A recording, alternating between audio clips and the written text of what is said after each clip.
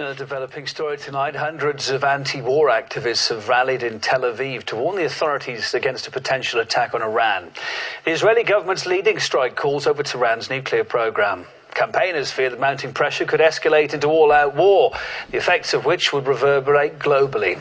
RT's Paula Sleer has been caught up in the protest. This is the first demonstration of its kind, and it comes after months of increasing war rhetoric by the Israeli leadership. What protesters here are saying is that the Israeli Prime Minister has his own election campaign at heart, and that is what is motivating him. It is an opportunistic way to increase his popularity. And the other one is that he is sincerely believing that he has a historical appointment and mission to destroy the Iranian nuclear program. He has made himself totally crazy in this direction. A recent poll suggested that some 58% of Israelis are against a military strike.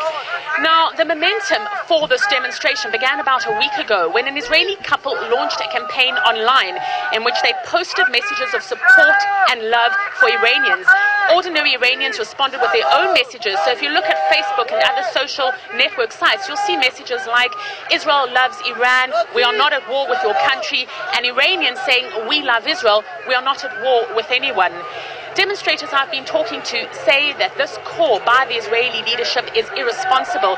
It will lead to large numbers of people being injured and hurt, and it's not clear how or when any kind of military strike with Iran will end.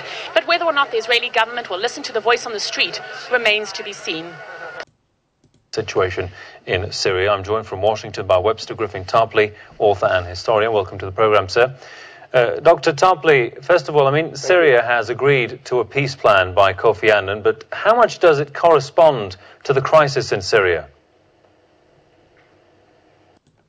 James Corbett's an independent journalist. He's written extensively about the Middle East. He told us he believes President Assad's acceptance of Annan's peace plan doesn't fit the image that's been drawn up by the opposition of his regime.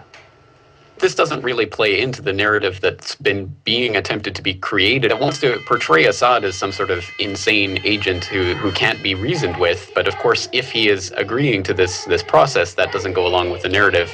And I think that's exactly why you're seeing right now these types of unconfirmed reports coming out about skirmishes along the border and supposedly Syrian troops crossing into Lebanon at the exact same time as this deal is being announced. So that every report that's being picked up around the world right now is mentioning that that Assad has agreed to this Annan plan, but also that the Syrian troops are crossing into the Lebanese border, which again is just an attempt to make it seem like Assad is completely unreasonable and won't be able to come to the table in any event, which of course will only further perpetuate this type of destabilization that's going on.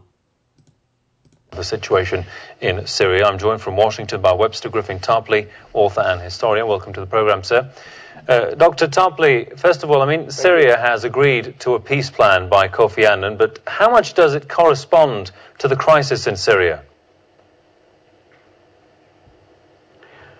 Well, the problem with the peace plan is that it fails to recognize that the origin of the problem are these foreign death squads, NATO-backed death squads that have been introduced into the country over the last year or more. And of course, they have gathered a certain amount of indigenous population, people with various grievances against the regime.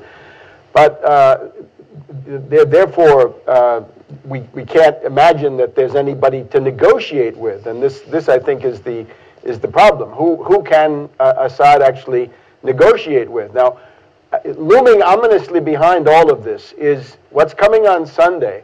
Is this conference of the so-called Friends of Syria, this time in Istanbul, after the failure of the one in Tunisia. They're now attempting it for a second time, and they're trying to make sure that this one doesn't fail in the way that the previous one did. We're reading all about this in the columns of Al-Akbar of Beirut. What is planned is this buffer zone, in other words, that the Turkish armed forces or gendarmerie will seize a part of northern Syria and make that into a safe haven for these death squads so that they can regroup and continue their attacks into Syria. You look at this Istanbul conference. On the surface, it looks like a coalition of the willing, as we had in the previous decade, 10 years ago, to attack Iraq. This one looks more and more like the Munich Conference of September 1938, the one with Hitler, Mussolini, Chamberlain, and Daladier. In those days, the goal was to carve Czechoslovakia. Today, it's Syria. In those days, the buffer zone was called the Sudetenland. Today, it's called the northern area around Idlib. Russia was not invited to that one. Russia will not be invited to this one. The people in Turkey are now very unhappy with Erdogan. I think Prime Minister Erdogan is very much on the hot seat because of his very, very bungling administration of this crisis. According to the Turkish press, Erdogan had been conned by Obama, in effect. Erdogan had been told by Obama in those phone calls that we hear so much about, right, that Obama is constantly on the phone to Erdogan. Obama had convinced Erdogan that the Syrian government of Assad, the Ba'ath Party, was about to fall, and that several months ago. Now, that has not happened. There's a growing awareness in the Turkish parties, in the CHP party, and also in other parties, that Assad is not about to fall, and therefore Erdogan has crawled all the way out on a limb as a result of this foolish decision. Hello everyone, welcome to Global Government News. Today is Wednesday, March 28th, 2012, and I'm Darko. My website is ggnonline.com. That's ggnonline.com. And on YouTube, my channel is ddarko2012 and ddarko2013. All the headlines and links will be posted in YouTube's video description. Alright, I'm ready. Here, Israeli spies step up missions into Iran seeking proof of nuclear plans. The Sunday Times reports that Israeli special forces clad in Iranian uniforms infiltrate regularly from base in northern Iraq. This is interesting too because that's pretty much Kurdistan. We're going to get to that news coming up here. Israeli mercenary trained paramilitary with approval of Colombian authorities. He arrived in Colombia under the impression that he would be training, quote, peasants who wanted to confront guerrillas, end quote, he said in the interview. And he goes on, he says, that happened with the approval of the Colombian authorities, and after 10 years it was concluded that I had done something wrong. He was involved in the 89 guns for Antigua scandal, which Israeli-made arms were shipped through Antigua to the Mandolin cartel in Colombia. And it goes on and it says that the mercenaries suspected of training the death squads of the AUC paramilitary group as well as militias working for Pablo Escobar's infamous Medellin drug cartel. Pentagon to seek additional Iron Dome funding, U.S. officials say. Statement by the DoD spokesman comes after U.S. officials initiate Iron Dome Support Act meant to allow purchase of additional anti-missile systems.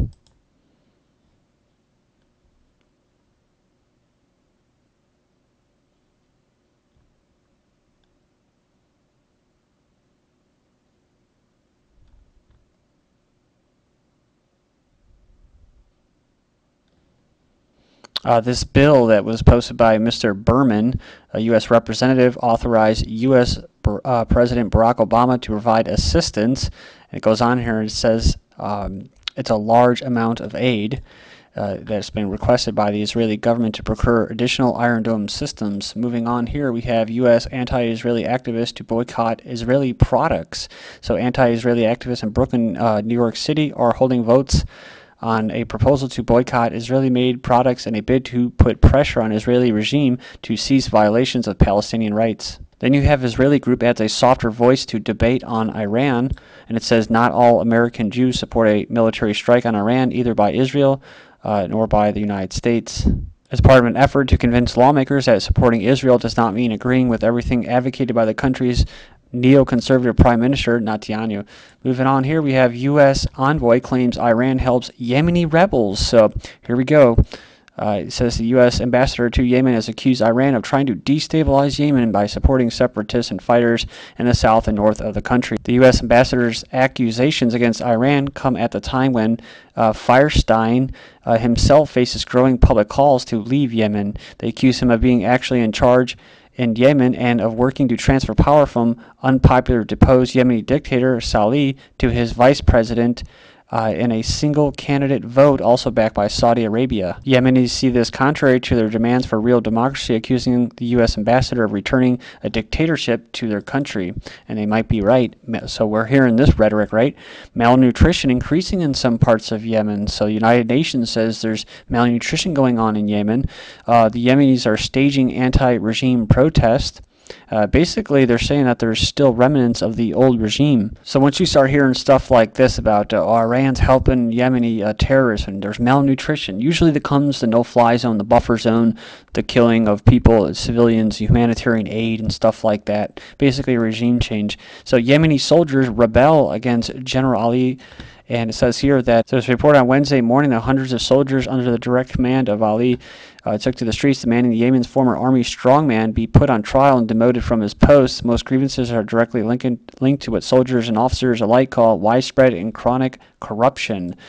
Then we have Saudi deputy consul kidnapped in southern Yemen. Well, I wonder why, right? We just covered that. So like we saw in that first video, Syria accepts a non-peace plan, but you know, like Tarpley said, what's that going to really do? Who's he going to talk to? There's no one to talk to, and the big problem is the terrorists, the foreigners coming in, foreign intervention, coming in there blowing stuff up and that.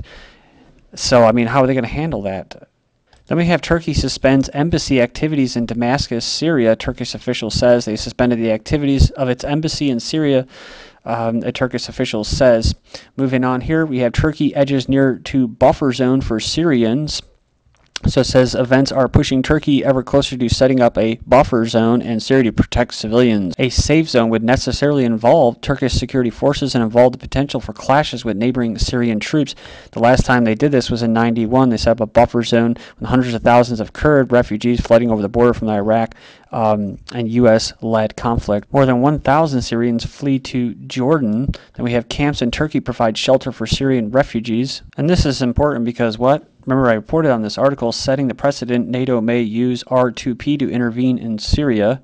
And it says here that the civilian protest movement triggers a massive humanitarian crisis, forcing millions of refugees to flee to Turkey's southern border. If they do that, some analysis claim that this would potentially constitute an Article 5 situation, which could lead Ankara to call for a NATO collective defense initiative. So Russia and China aren't for it. It says the UN isn't for it, but it says NATO's right to collective defense does not require the UN to pass a resolution authorizing such an intervention. So there you go. That's where they're going to set up their little no-fly zone, launch drones into Damascus, whatever, and then they'll be allowing the terrorists to come in just like in Libya from the east. It says U.S. Turkey agreed to send aid to rebels in Syria. They're going to help with non-lethal aid. On the 24th of February, Tunisia hosted the Friends of Syria meeting, which the Saudi Arabian foreign minister described arming Syrian rebels as, quote, an excellent idea because they have to protect themselves, end quote. Syria rebels form death squad, behead army soldiers, says a report. As of last summer,